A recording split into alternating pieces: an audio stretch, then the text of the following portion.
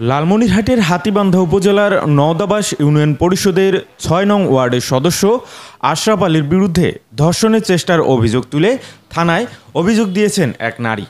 তবে ওই ইউপি সদস্য আশরাফ হোসেনের দাবি, তাকে সামাজিকভাবে হয়রানি করতে এ অভিযোগ করা হয়েছে। তার বিরুদ্ধে যে অভিযোগ করা হয়েছে তা সম্পূর্ণ মিথ্যা ও ভিত্তিহীন। বৃহস্পতিবার রাতে ওই নারী হাতীবান্ধা থানার ওসি তদন্ত নির্মল চন্দ্র মোহন্তের কাছে এ লিখিত অভিযোগ দায়ের করেন।